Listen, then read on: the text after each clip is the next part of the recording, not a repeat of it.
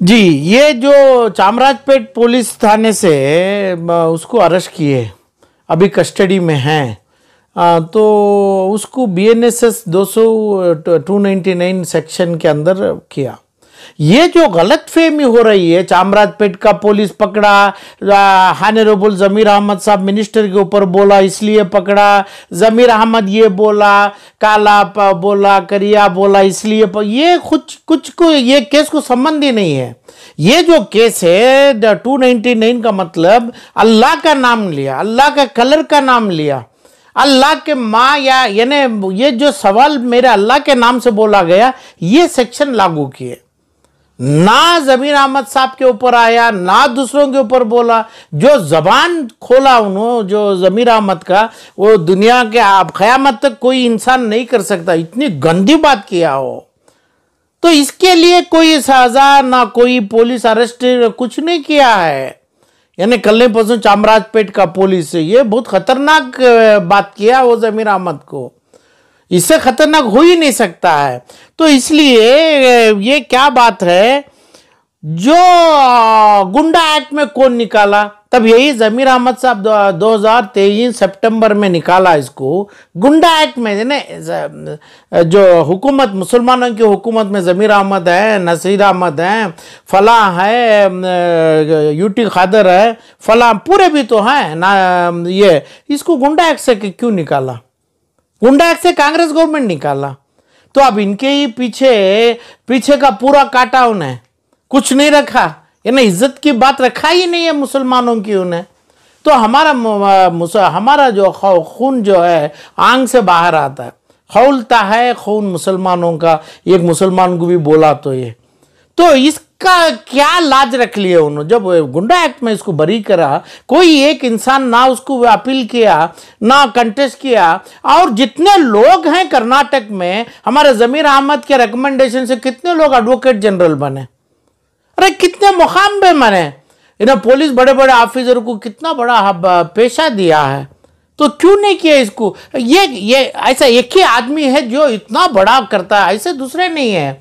RSS में नहीं है, ना हिंदू परिषद में है, ना फला वेदिका में है। ये जो बनाया राष्ट्र रक्षण पड़ा, यानी वेदिका राष्ट्रीय रक्षण के नाम से बनाया, एक वेदिका है, एक संघा है। ये संघा को बैन क्यों नहीं करे?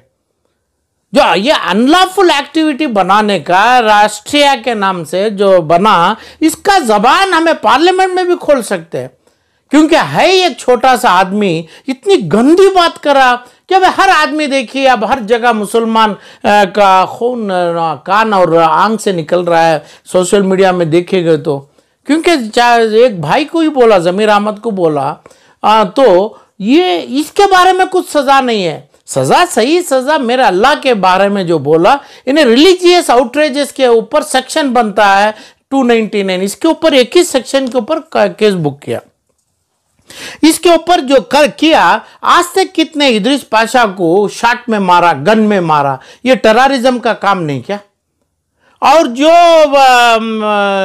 शर्जिल इमाम है, उमर खालिद है, और इनके साथ औरत बच्चे, औरत भाई को बहन बच्चे बेटियां, इन्हों कितने जने तकरीबन 5 साल से जेल में पड़े हैं, वो भी तिहाड़ जेल, ऐसे एकदम दूर का बहुत फासिले पे, घरों छोड़कर औरत बच्चे जेलों में हैं। इनको क्यों नहीं ये तमाम जो चीज़ है 5 साल से छोड़ा?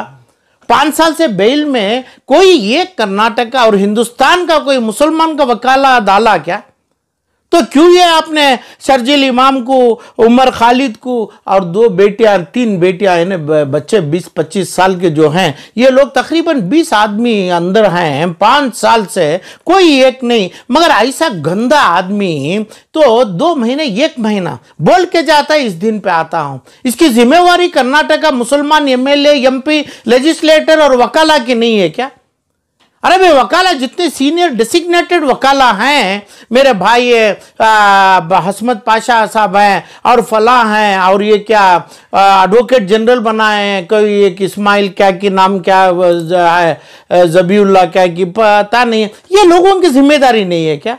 सरकारी गाड़ी में ले जाना है, सरकारी पगार लेना है, और गवर्नमेंट के पुलिस के सिब्बंदियों को 20-20 आदमी रख लेके प्रोटोकॉल में जाना है, और यही काम है क्या? ये एक आदमी को तुम कंट्रोल नहीं किया कर्नाटका की गवर्नमेंट में, और छोड़ा नहीं है।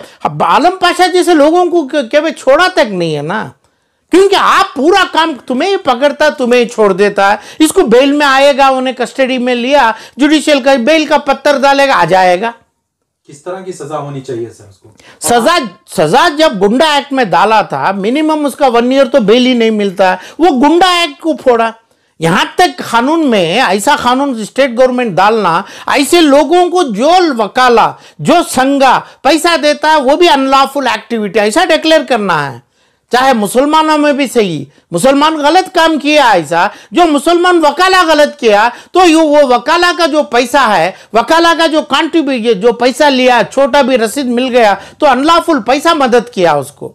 पैसे से जो मदद होता है उसको अनलॉफुल एक्टिविटी में आता है इदारों में। ऐसा ये जो चीज में है, इसको हमें यूएपीएमएल डालना है, एनआईए का इन्वेस्टिगेशन होना है। अभी recently honourable home minister of India Amit Shah भी बताए कि भाई स्टेट हमारे पास पूछेगा, स्टेट जो गवर्नमेंट पूछेगा तो हमें तुरंत एनआईए कराएंगे। कहां पूछा है? फलांग करते हैं, हर जगह पे वक्त अदालत करते हैं, वायरल में सोशल मीडिया में गंदी गाली छोड़ता है। कानून में करने के लिए कानून के लोगों का गिरेबान पकड़िए, लेजिस्लेटर रिजवान अरशद को पकड़िए, बिठाइए, बोलो कि भाई ये काम करो, नहीं तो आपका गिरेबान पकड़ेगा हमें। नसीर अहमद को पकड़िए, अपना वो कांग्रेस के जो एमएलसी हैं उनको पकड़िए, और जितने इकबाल है रामनगर का, कनिज फातिमा है, और इनकी जिम्मेदारी है।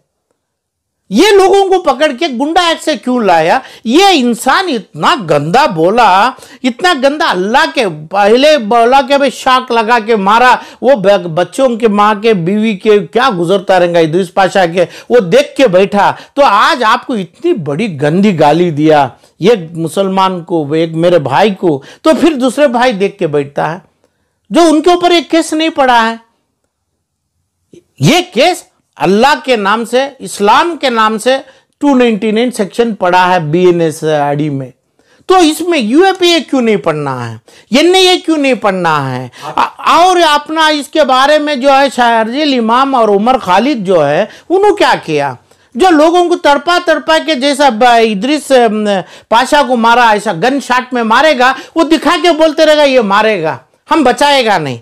इसकी ये काम करा रहा है सेंट्रल गवर्नमेंट। अरे भाई, हमारे को तुम्हारे को पावर है, जब अक्ल है, अक्ल से कपड़ा पहनता है, तब अक्ल भी तो होना चाहिए कि भाई एनआईए को, हमें कानून देश का है, यह कानून constitutional supreme court of India की निगहबानी में है। एनआईए लाई है ना, यूएपीए लाई है।